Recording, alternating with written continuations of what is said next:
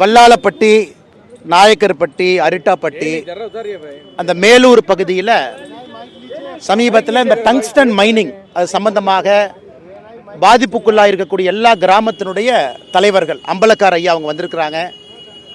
எங்களுக்கு எல்லா தலைவர்களையும் கூட்டு கொண்டு வர வேண்டும் என்கின்ற ஆசை. ஆனால் காலத்தினுடைய அருமை கருதி எங்களோடு இன்னைக்கு ஒரு 10 அம்பலக்கார் ஐயா அங்கிருந்து வந்திருந்தாங்க.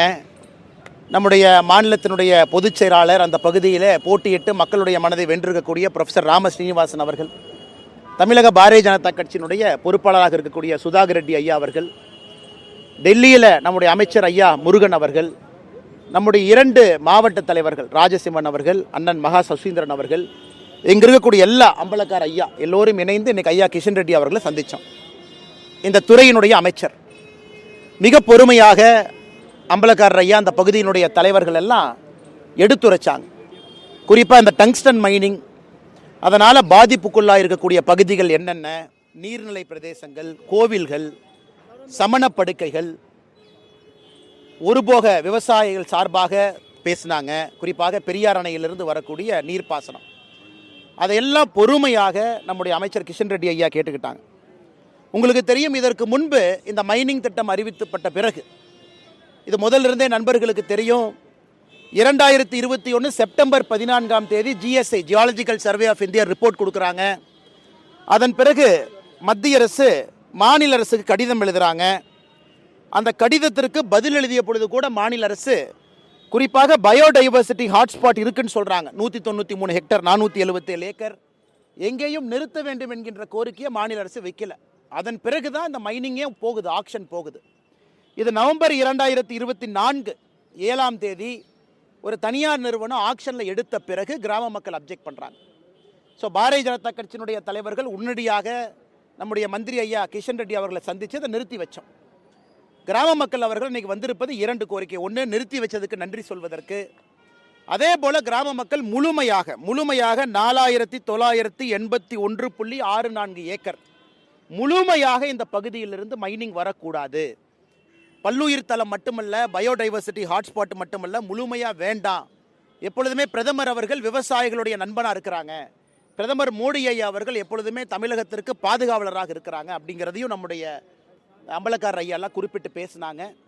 அதனால் தமிழக மக்களுக்கு ஒரு மகிழ்ச்சிகரமான செய்தி. இந்த மேலூர் பகுதியில் இருக்கக்கூடிய எல்லா மக்களுக்கும், குறிப்பாக இந்த நாயக்கர்பட்டி, வெள்ளாளப்பட்டி டங்ஸ்டன் பிளாக் 4981 ஏக்கரில் இருக்கக்கூடிய மக்களுக்கு மகிழ்ச்சியான செய்தி. அதிகாரப்பூர்வமாக நாளை வர இருக்கு.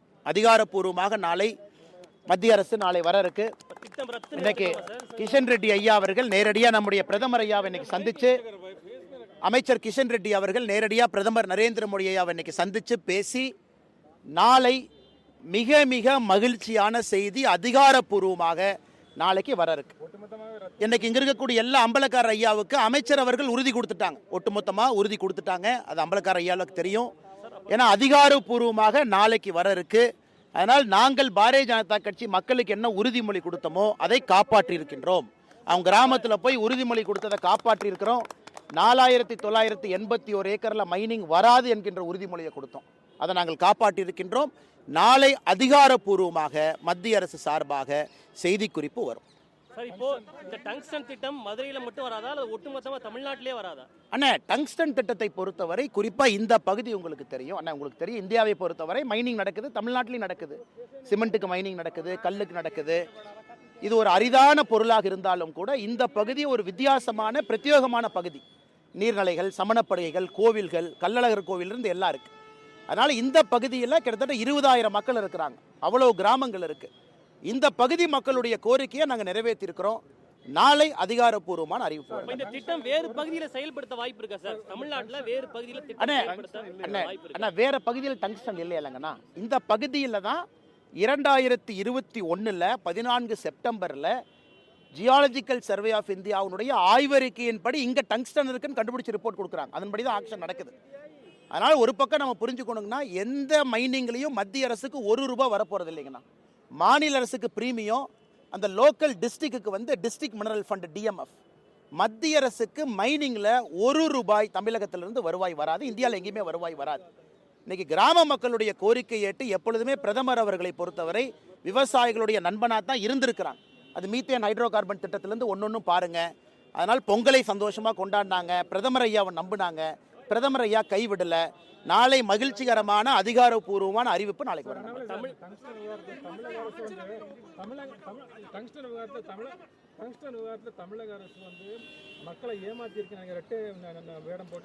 அண்ணா, என்ன பத்திரிகையாளர் சந்திப்பில் உங்களுக்கு எல்லாம் தெரியுங்கண்ணே, நான் ஒரு அரசியல் கட்சியை குறை சொல்ல விரும்பலிங்கண்ணே.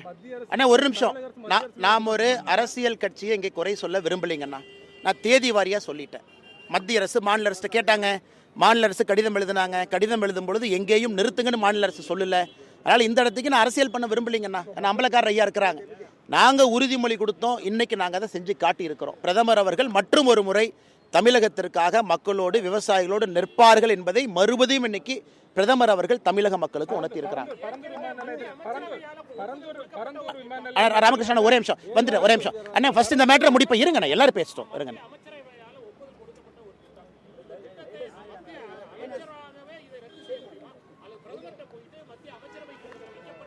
அண்ணா, நீங்கள் ஒரு மூத்த பத்திரிகையாளர்ண்ணே.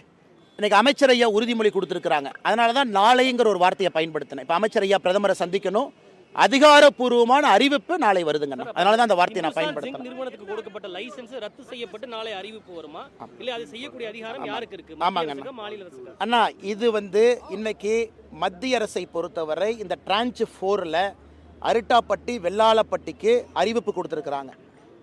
அவங்க ஜூனில் கொடுத்ததுக்கு அப்புறம் தான் நவம்பர் 2024 ஆக்ஷனில் ஒரு கம்பெனி எடுத்திருக்கிறாங்க.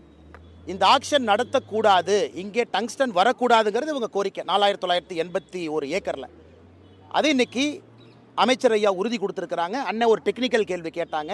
பிரதமர் ஐயா தான் ஒரு முடிவு எடுக்கிறாங்க. இதற்கு முன்பு தற்காலிக நிறுத்தி வைப்பு பிரதமர் ஐயா தான் எடுத்தாங்க.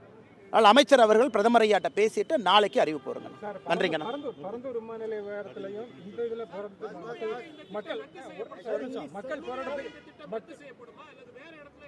அண்ணே அண்ணே நல்லா புரிஞ்சுக்கண்ணே, டங்ஸ்டன் இங்கே தான் இருக்கு, வேற இடத்துல டங்ஸ்டன் இல்லை. அந்த டங்ஸ்டன் இங்கே தான், அதாங்க நம்ம சொல்கிறோம். அண்ணே நல்லா நீங்கள் புரிஞ்சுக்கண்ணே, தமிழ்நாட்டில் டங்ஸ்டன் திட்டம் வராது. காரணம் அவங்க கண்டுபிடிச்சது இங்கே மட்டும்தான். அதான் அந்த ஜிஎஸ்ஐ ரிப்போர்ட் வந்திருந்தா அவங்க டிரான்ஸ்ஃபர்ல ஆக்ஷன் பண்ணிருப்பாங்கல்ல.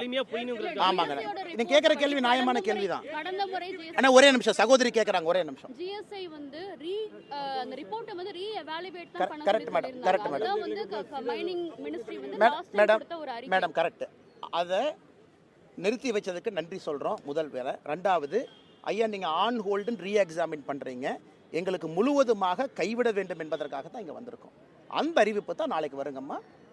வருங்க மேடம். 4981 ஏக்கர் முழுமை எல்லா கிராம மக்களும் சந்தோஷமா இருக்கலாம். நாளைக்கு அறிவிப்பு வருதுங்கண்ணா. செய்திகளை உடனுக்குடனும் துல்லியமாகவும் தெரிந்து கொள்ள சப்ஸ்கிரைப் பண்ணுங்க.